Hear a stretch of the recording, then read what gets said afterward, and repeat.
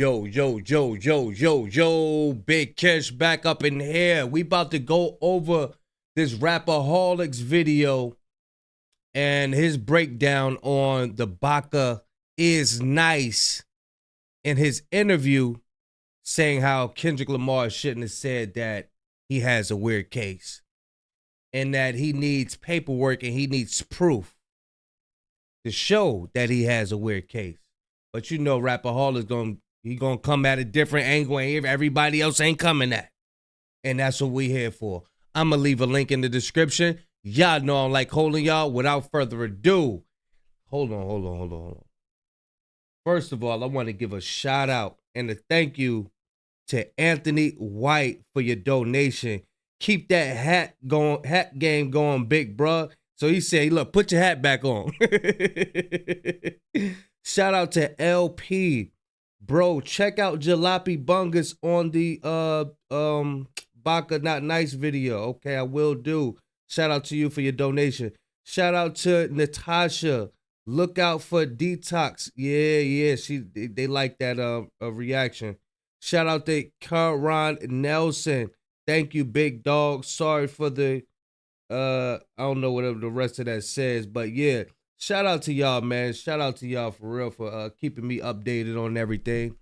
Thank y'all for believing in the mission. You know what I'm saying? But yeah, we about to get into this video. Y'all know I'm like holding y'all. Without further ado, let's get it. Lawbreeze and Gentlegrams, in today's episode of Lawbree in Gentleland, in one corner clocking in at a solid 4 foot 3 inches, we have the undefeated 20-0 sharpshooting short stature. Oh, 4 foot 3 inches.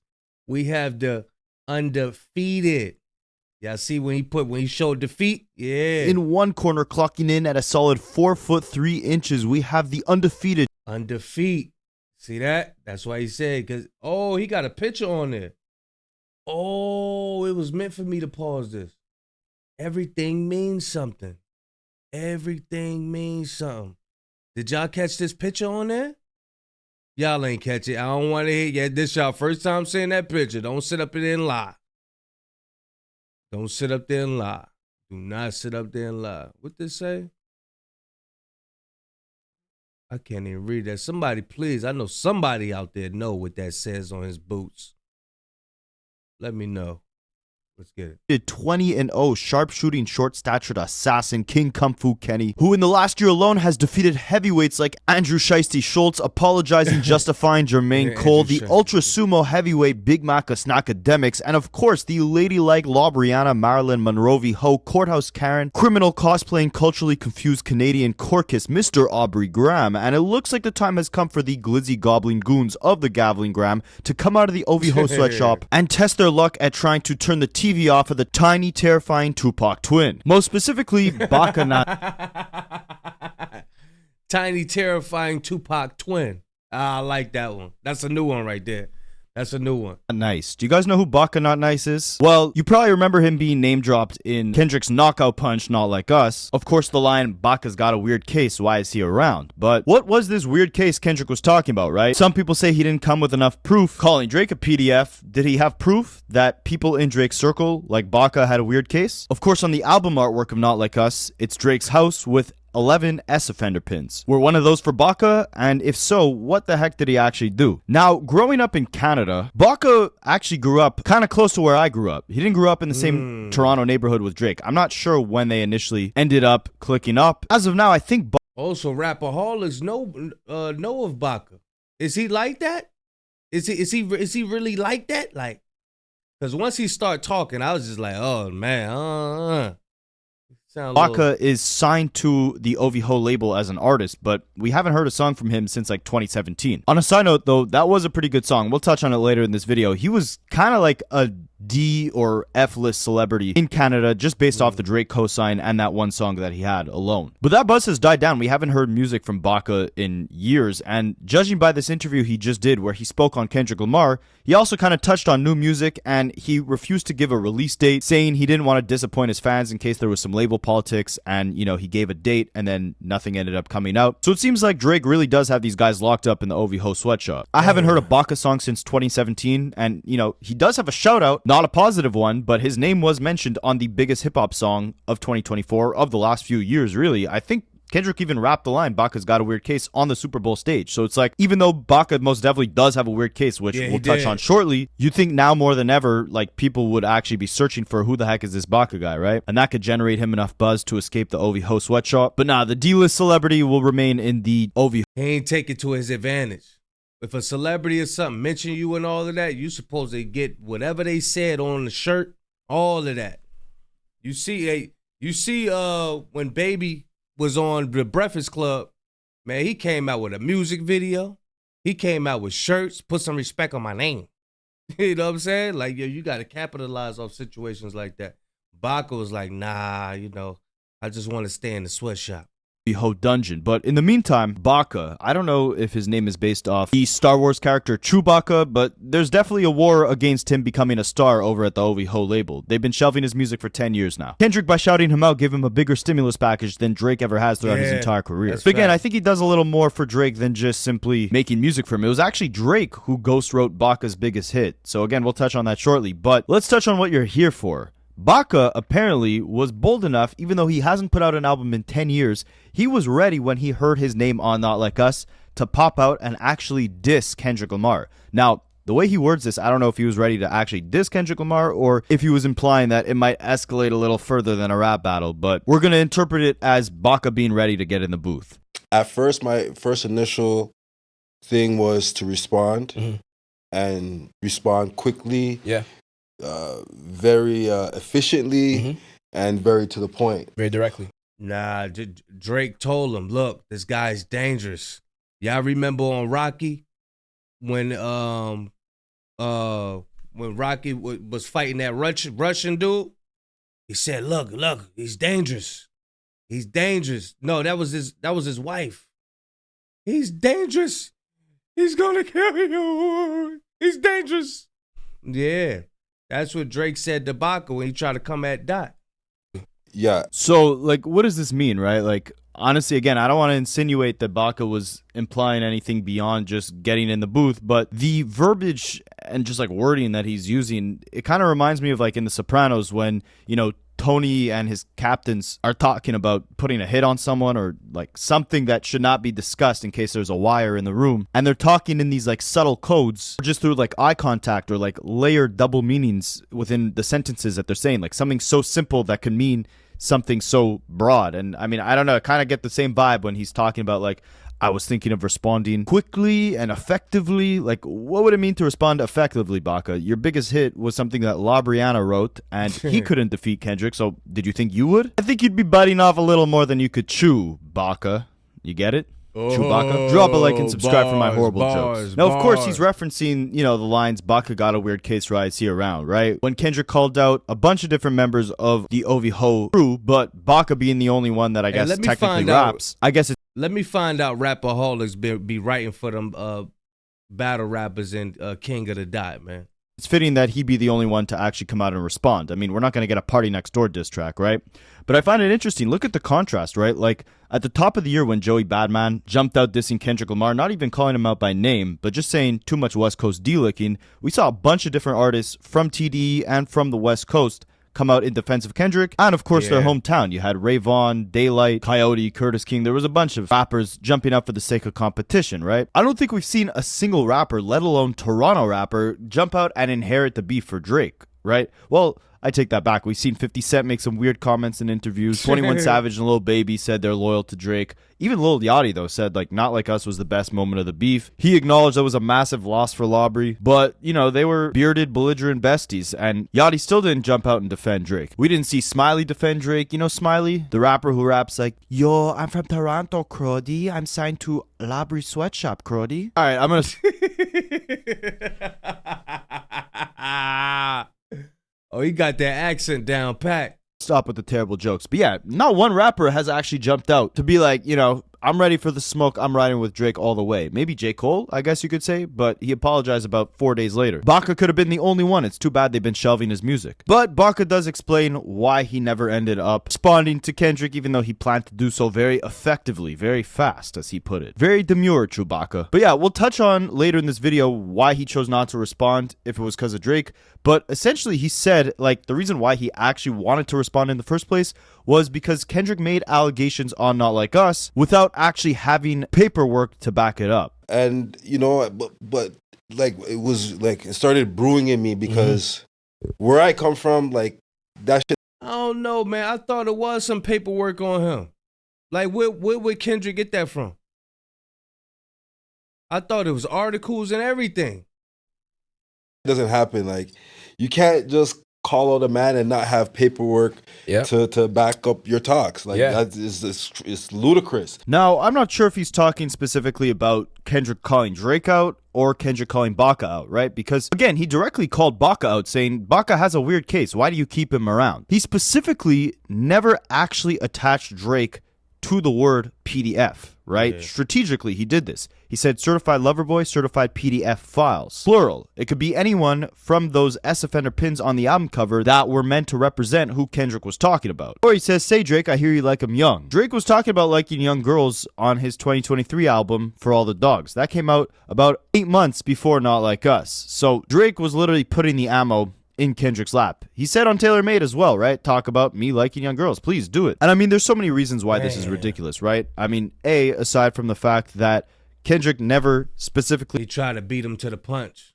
Directly said Drake is a PDF on Not Like Us. There's also the reason that this is a rap battle. So even if Kendrick did say that, there's nothing that should be held back. And that leads me to another reason. Drake made allegations against Kendrick just like Kendrick made allegations with Drake, both of them not bringing any paperwork to the table. But the spiraling sexy red stunt double sister sounded so defeated on the Heart Part 6 that he concocted a story that he was the one giving Kendrick's team the paperwork. Plotted for a week and then we fed you the information. But then 2 minutes later in the song he says the one that you're getting your information from, they're all clowns. So which one was it? Why is it that if they bring that up in court, this would be wild. Yeah, Drake said he fed everybody, fed Kendrick Lamar's team the information. So why is he worried about it now? Oh my God. That's a crazy angle right there. His nose is crazy, son. Yo, his nose is wild. Dang, his nose crazy. That it's okay that your belligerent, balding BBL buffoon is allowed to bring allegations to the table in a rap battle with no paperwork, but Kendrick isn't allowed to do the same, right? That makes no sense. Now, if Baka was talking about he himself, right? Because he raps Kendrick, Baka got a weird case, why is he around? And Baka says, you know, oh, it's not nice that, you know, you came in a rap battle bringing in these allegations. That's not right. And you didn't bring any paperwork. Where's the paperwork? Well, Baka, here's something for you to chew, Baka. Let's break down where Baka was when Drake rapped in 2015 saying, I might declare it a holiday as soon as Baka get back on the road. Yes, Baka had been locked up for a little bit, right? Baka was fighting a trial. There was real paperwork on Baka's name. When Kendrick says Baka's got a weird case, why is he around? He's not talking about a defamation case against UMG like Labrie has. He's talking about a real full-fledged disgusting case and horrible allegations that were made against Baka. So in 2014, Baka Not Nice, aka Travis Savory, was charged with human trafficking, assault, and uttering threats. Unaliving threats. Now, these charges were all related to a single alleged incident where he was accused of forcing a 22-year-old woman into prostitution and assaulting her. In 2015, during the legal proceedings, the so Baka was trying to be a PIMP. Trafficking and threats charges were dropped because the alleged victim refused to testify, but Baka did plead guilty to assault from that same incident, as well as an unrelated weapons charge. He was sentenced to 6 months, but because he had already spent 10 months in custody awaiting trial, he was released on the spot. So there was a very real case of him being convicted of assault, doing time for it, and also being charged with trafficking and uttering threats, but those charges being dropped due to the victim not wanting to testify. So there's very real paperwork out there for Baka. He's got a weird case. And I mean, we know Vlad said a couple days ago, right, that allegedly, according to him, Drake was hiding, some weird things that went down at his Calabasas home back in like 2015, 2016 as well, right? So, I mean, this witness not wanting to take the stand, not wanting to testify, I'm not implying at all that we know why, but just a little strange, that's all. Plus, the hypocrisy in that Drake accused Kendrick of assault without any paperwork. Baka has an actual assault charge on paperwork. Kendrick called out Baka for having a weird case. Baka is now saying, why are you making these claims in your songs without paperwork? Baka's the only one with paperwork about assault, even though Drake made baseless claims in his diss track about Kendrick assaulting, and the only paperwork we saw was a petty petition from the prom queen Padre. But then Baka goes on to emphasize that the craziest part to him was the fact that it wasn't just that Kendrick made these claims, it was that an entire nation got behind those claims. Like I said before, yeah, that hurt. That hurt the whole brand. For everybody to be saying that. Now, let's just say if it was a bar that, everybody just like, okay, not everybody's rapping that part. Everybody's rapping that part. That's one of the highlights of the joint. A minor. Y'all seen the Grammys and all of that? Toronto didn't really stand up for Drake throughout this whole battle. The West Coast definitely stood up for Kendrick. So let's get into what Baka said. But all them dudes from Toronto was like, nah, he's not like us neither. Remember, there's indigenous people everywhere. They was like, nah, he ain't like us. No, sir. First, ladies and gentlegrams, unlike Drake, a bunch of you guys have been telling me I need a... Look, y'all scan this barcode if y'all interested in making some bread, doing games and all that. A game on your phone. And then like to see like a whole nation behind it and celebrating it like it's a true story is unbelievable because everybody has to understand, like I have a kid, Drake has a kid, you know what I mean? So like making accusations like that are like ridiculous and it is out of this world. No, them pants is ridiculous.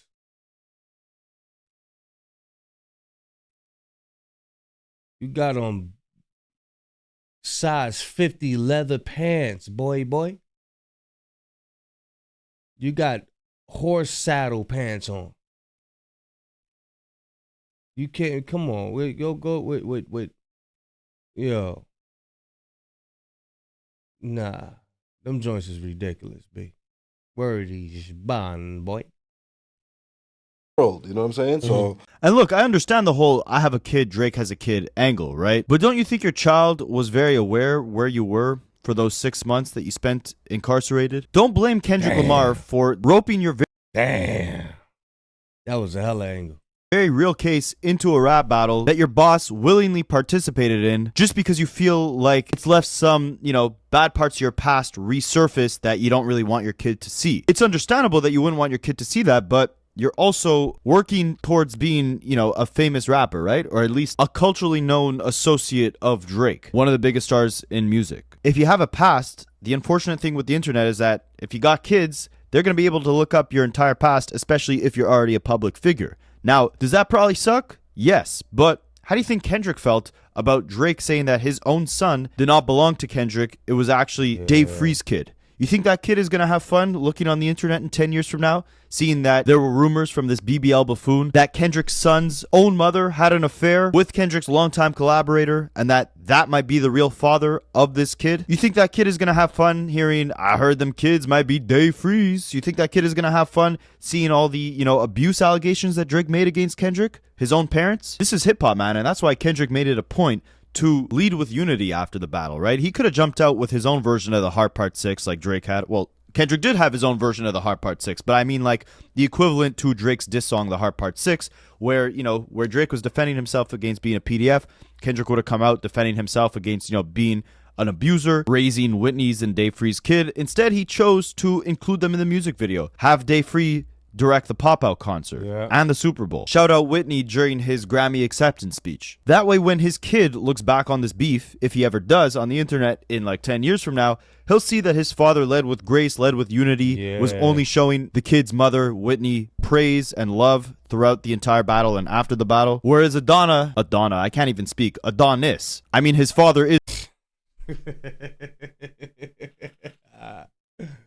Madonna, man. Is the Marilyn Monroe v. Ho maple syrup Madonna, but I meant Adonis. Yeah, it will suck for him, like, Chewbacca said. He's going to have to go on the internet and see that, this man, Kendrick Lamar, produced a #1 record calling his father a PDF and the whole world was singing it. And then his father released a response to that song saying, this Epstein angle was the thing I expected, and you should talk about me liking young girls because that's what I projected. This is all Drake's doing. Anything that Adonis will have to see online.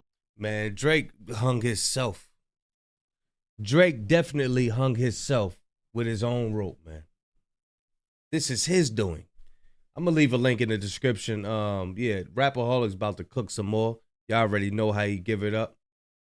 Y'all let me know what y'all think about Baka's statements about how he was about to pop out and show Kendrick that he ain't playing with him. Y'all let me know how y'all feel, man. Big Kish signing out. I'm going, y'all.